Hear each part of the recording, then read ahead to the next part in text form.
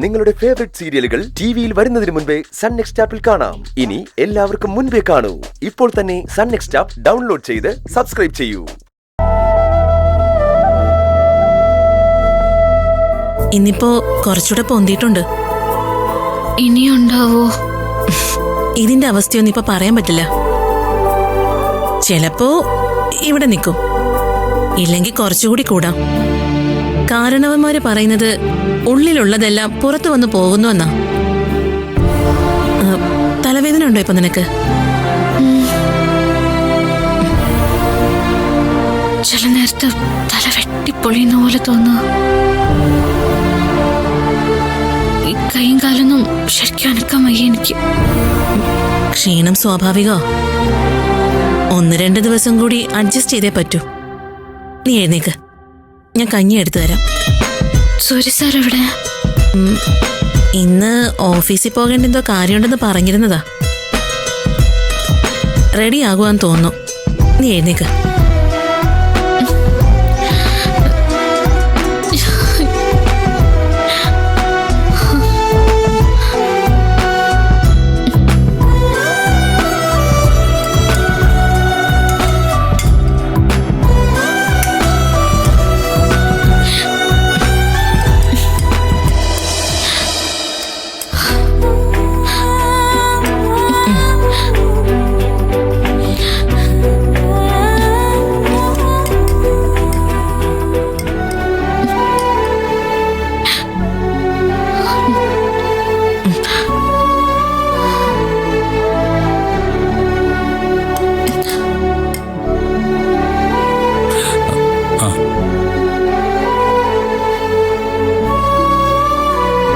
നന്ദിനി, ഒഴിവാക്കാൻ പറ്റാത്തൊരു മീറ്റിംഗ് ആണ് ഓഫീസിൽ.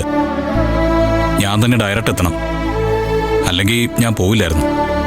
അല്ലെങ്കിലും സാറെന്തിനാ എല്ലാം മുടക്കി ഇവിടെ ഇരിക്കുന്ന? ആരതി ഇവിടെ ഉണ്ടല്ലോ. സാർ എങ്ങോട്ടാണെന്ന് വെച്ചാ പോയിക്കോ. ദേ വേറെ എങ്ങോട്ടും ഇല്ല, ജസ്റ്റ് മീറ്റിംഗിലൊന്ന് പങ്കെടുക്കുന്നു, തിരിച്ചു വരുന്നു, അത്രേ ഉള്ളൂ. പിന്നെ ആരതി, ഒരു കാര്യം, ഞാൻ ഇവിടെ ഇല്ലാത്ത സാഹചര്യം നോക്കി ഇവിടെ ഉള്ളവർ ചിലപ്പോ എന്തെങ്കിലുമൊക്കെ ബഹളം ഉണ്ടാക്കാനുള്ള സാധ്യതയുണ്ട്. നന്ദിനോട് എന്നും ഞാൻ പുറത്തു പോകുമ്പോൾ ഇക്കാര്യം പറയാറുണ്ട്. വീട്ടിൽ എന്ത് നടന്നാലും എന്നെ വിളിച്ച് പറയണമെന്ന്. പക്ഷെ ഇയാളത് പറയാറില്ല. പക്ഷേ ആരതി അതെന്നോട് പറയണം. ഈ ഒരു അവസ്ഥയിൽ ഇയാളെ ദ്രോഹിക്കാൻ അവരാരെങ്കിലും വന്നാൽ അവരോട് ഞാൻ പൊറുക്കില്ല.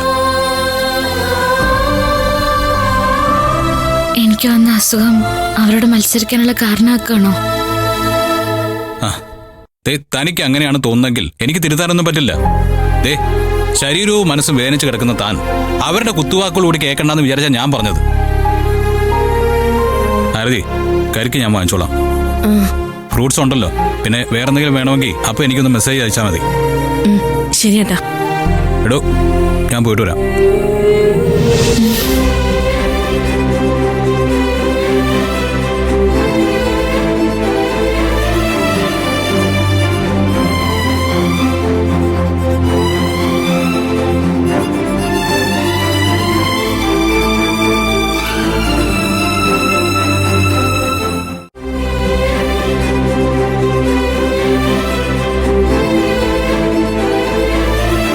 നന്ദിനി, മുൻപേട്ടന്റെ പെരുമാറ്റ രീതികളൊക്കെ കാണുമ്പോ ഞാൻ വിവേകിനോട് ചോദിച്ചിട്ടുണ്ട്, എങ്ങനെയാ ഈ മനുഷ്യനൊരു കുടുംബം ഉണ്ടാവുക?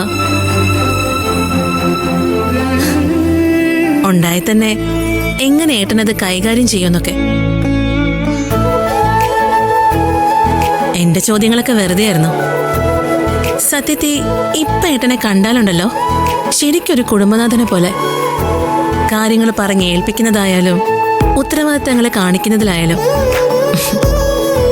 ഈ മാറ്റത്തിന്റെ കാരണം നീയാണേ. ഞാനെന്ത് ചെയ്തിട്ടാ? നീ പ്രത്യേകിച്ചൊന്നും ചെയ്തില്ലായിരിക്കും. പക്ഷേ നീ അടുത്തുണ്ട് എന്ന ആ വിശ്വാസം ഉണ്ടല്ലോ, അത് ഏട്ടനെ വല്ലാതെ മാറ്റി. ഏട്ടൻ സ്നേഹിക്കാൻ പഠിച്ചു. ഏട്ടൻ മറ്റൊരാൾക്ക് വേണ്ടി സമയം ചെലവഴിക്കാൻ പഠിച്ചു. ബന്ധങ്ങൾ പഠിച്ചു. കിട്ടാത്ത ബന്ധങ്ങളെക്കുറിച്ച് വേദനിക്കാൻ പഠിച്ചു. അങ്ങനെ അങ്ങനെ കുറേയേറെ കാര്യങ്ങള്.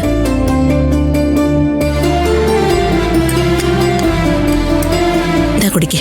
എനിക്ക് മതി. കുടിക്ക്. വേണ്ട, എനിക്ക് മതി, കുടിക്കാൻ തോന്നുന്നില്ല. എടുത്തു വെച്ചോ. ആകെ 2 സ്പൂണേ കഴിച്ചുള്ളൂ. ഇങ്ങനെ കിടന്ന നീ താങ്ങില്ല പെണ്ണെ. കുറച്ച് കഴിഞ്ഞിട്ടാവാം. ഒട്ടും വയ്യ എനിക്ക്. ഇപ്പൊ ഞാനൊന്ന് കിടന്നോട്ടെ.